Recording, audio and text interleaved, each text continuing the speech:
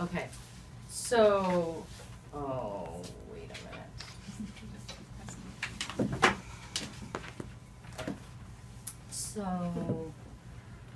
have to a little bit get situated. Okay, so I have a bit of a, wait, I have to get out of that one too. I know, it's really annoying. So I have a bit of a script, and I can't really perform, like I can't really look at you and be with the script and get what I have to get across. So I'm sorry that I'm just going to be kind of like in this reading mode, but okay, is that all I have to do? Okay. Max Müller was a German-born Indologist who was hired to translate Vedic texts by the East India Company, a corporate trading entity and the precursor of British rule in India. In 1868, in a letter to the then British Secretary of India, Max Müller wrote, quote, "India has been conquered once, but India must be conquered again, and that second conquest should be a conquest by education," unquote. In another letter to his wife, he reveals what kind of education that will be, quote, "If the Rig Veda is the root of their religion, and to show them what the root is, I feel sure, is the only way of uprooting all that has sprung from it," unquote. When Müller was commissioned to translate the Rig Veda, he changed the date of its composition as to not conflict with or negate biblical time. This artificial construction remains a historical fact, as any Wikipedia search on the Rig Veda will reveal. He's also the author of the Aryan invasion theory, which, although widely debunked as a, quote, "means of British policy to justify their own intrusion into India and their subsequent colonial rule," unquote, has to this day also been largely accepted. In all of his fascination for the subcontinent, Max Müller never traveled to India. From a third-person perspective, with questionable command of the Sanskrit language, he didn't just interpret, he rewrote Indian history. Eurocentric Indologists have long framed India from the outside, redating Indian texts as to not conflict with Christian time, superimposing an Aryan invasion myth, suggesting that the Vedas are not indigenous to India, that India is not indigenous to itself, wedging a Dravidian Aryan conflict in a classic divide and conquer rule, and otherwise mutilating the esteem of the culture it had come to colonize. It should also be noted that Max Müller was one of the early influential founders of the academic discipline of religious studies. Wow. The title for this presentation manifested in a Facebook thread. I had initially intended to make it into a little zine, but little it is not. I also wanted to read it as a play, but was given neither the time nor the permission from the cast, which stars myself, Sean Fite, Matthew Remski, B. Scottfield of Decolonizing Yoga, and introduces Pankaj Seth of Deep Yoga. The thread is currently a public post on Sean Fite's Facebook page and is dated January 7th. I highly suggest you go there and read the thread in its entirety. It's been equated to a bar brawl, and for me, highlights the colonial dynamic as it now pertains to yoga and its attendant philosophies. This was not the first time that I had asked Matthew or Sean prior to their teaching a workshop on the Bhagavad Gita if they had ever studied the Gita with a qualified teacher. But the ensuing dialogue was so emblematic of the Orientalist struggle for meaning production that at one point I responded to B. Scottfield of Decolonizing Yoga by saying, "The British Raj would have had in you a great ally as they went about desecrating the texts they translated."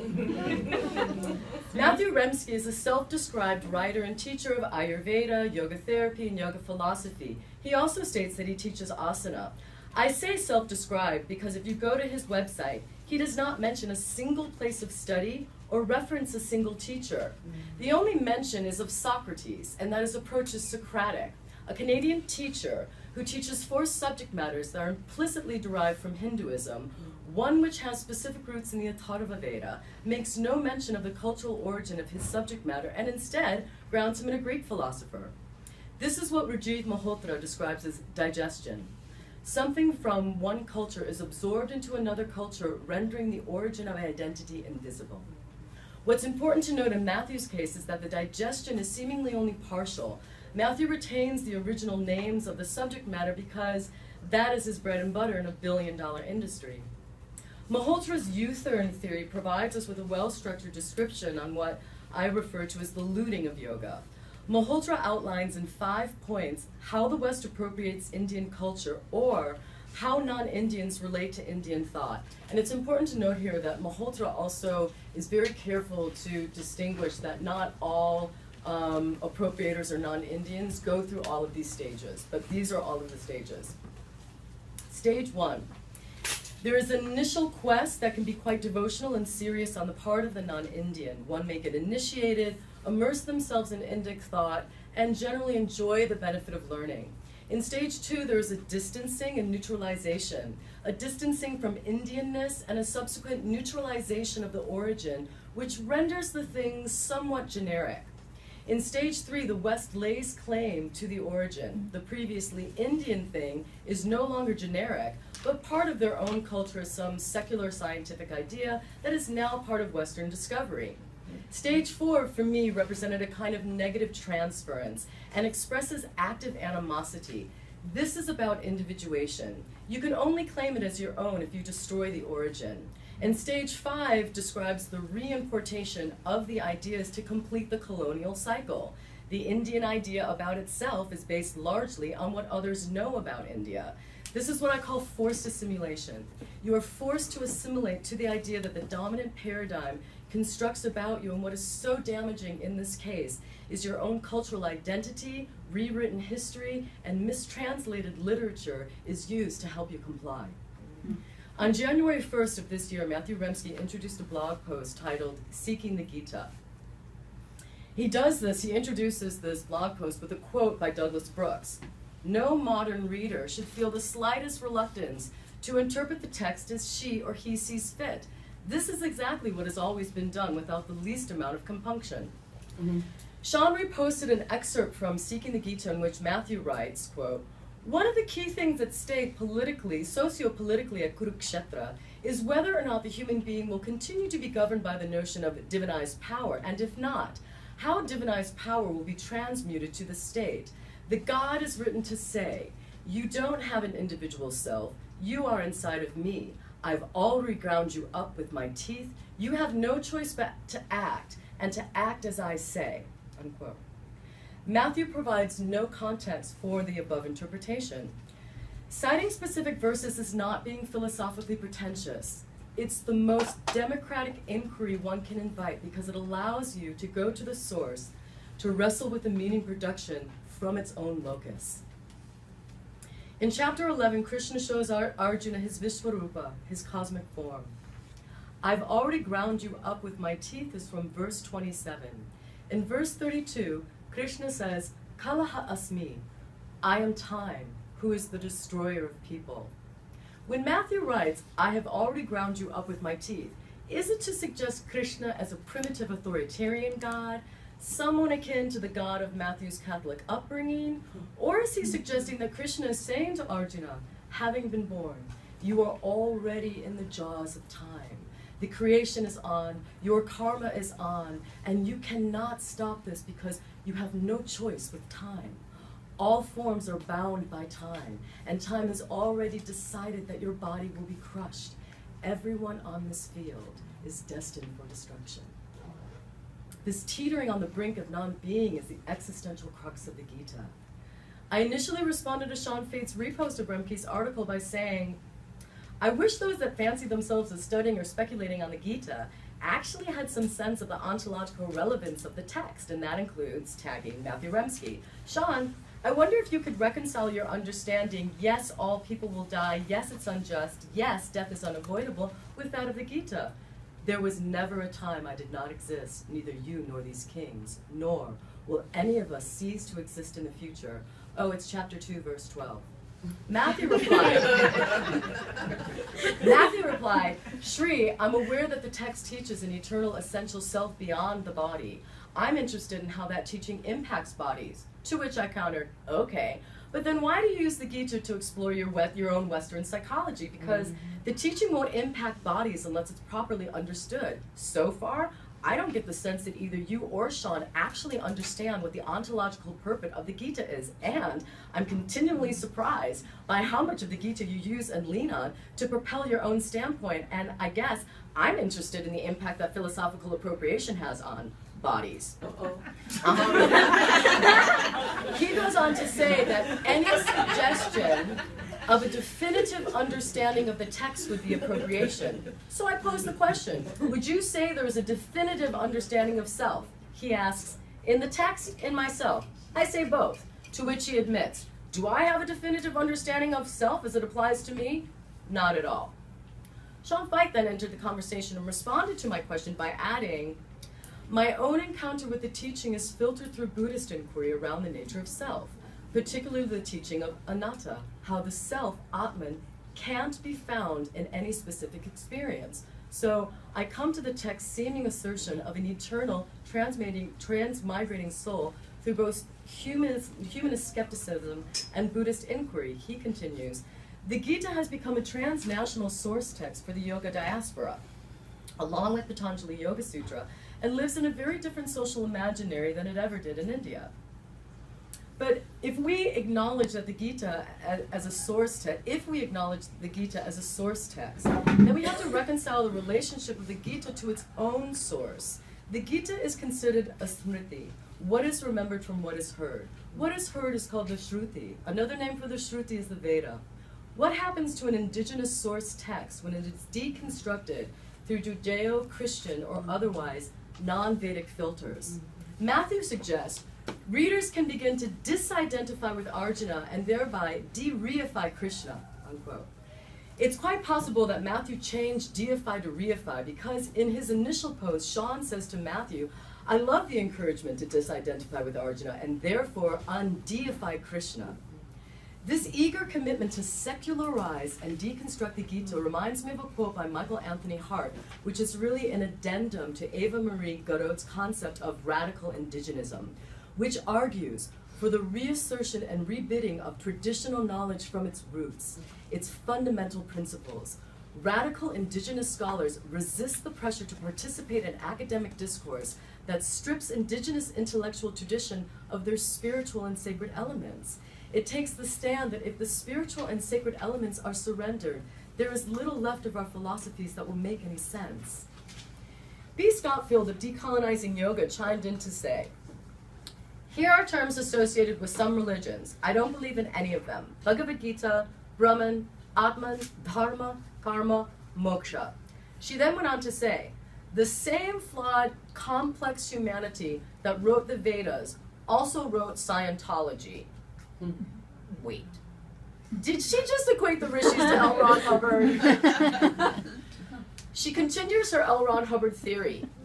There is no such thing as self-realization or spiritual awakening or enlightenment. These are magical religious beliefs on par with the teachings of Scientology. The Bhagavad Gita is not a term. It is esteemed as a moksha shastra, a liberation scripture of fifth Veda. The Vedas looked upon as being aparushaya, not created by the human mind. To say that the same complex humanity that wrote the Vedas also wrote Scientology is to, one, not understand how the Veda self-authenticates itself, and two, reveals a Western bias against the validity of indigenous epistemologies. The Vedas and specifically the Upanishads were never intended to be published by Penguin Classics and read on your own as a book. The book is a colonial construct. The East India Company employed European scholars to translate Indian scriptures in order to refute the knowledge of the Vedas and uproot the culture from within. It sought to detach the knowledge from the communities that sustained it in an act of philosophical genocide. You cannot disembody a language from the culture it comes from and hope to understand either the direct meaning or the implied meaning of the words used. The question must therefore necessarily be posed. How can you possibly understand the Gita without a qualified teacher who knows how to wield the epistemology? Matthew will decry the necessity of knowing the things he professes to teach from their own standpoint by saying their own standpoint is so deeply tarnished by caste, it is better to leave him in antiquity. It's a political deflection in the way he maintains his Orientalist gaze. He misquotes Ambedkar in his own article, where he is called out in the comments section, quote, "You substituted Hindu with Hindutva.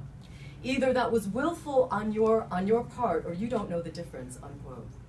Matthew feels he's on the cutting edge to introduce Western readers to Marxist critique of the Gita, but I cannot go to Marxism for an ontological understanding of myself, because what is describing the nature of capitalism is not a means of knowledge for knowing the self. The first ontological definition given in the Gita is chapter 2, verse 16. For the unreal there is never any being. For the real there is never non-being. The vocabulary used is asat, unreal, and sat, real. Sat and asat, real and unreal, are words that reveal the reality of a given thing. Here is a clay pot. Is the pot real or unreal? I can't say it's unreal because it has an empirical presence. But if I say it is real, what is the reality status left over that I have to describe the clay? The pot is a name that describes an incidental form. It should really be pot clay instead of clay pot, as pot is an adjective to the clay being the substantive. From the standpoint of clay, there is no pot. When Krishna says, you do not have an individual self, Matthew thinks Krishna is power-tripping Arjuna, because Matthew has no concept of the ontology of the Gita. Is the clay power-tripping the pot? There are not two things here to establish a power dynamic. The pot is not sitting upon the clay as an individual, independent self. In this example, the reality status of the clay is real, and the pot is unreal. The non-being attributed to the unreal in this verse does not mean non-existence. It means the pot is completely dependent upon the clay for its existence. It has no independent being. If you translate asat as false, illusion, or non-existence, you have not accounted for the relationship between the clay and the pot. Form is a dependent reality. Form depends completely upon its content for its being. No form can gain an independent reality status. You can't even imagine a form without a content. Try to imagine a shirt without a material. No material, not even paper clips, okay? Just try to imagine a shirt, no form. Not even your imagination can oblige you.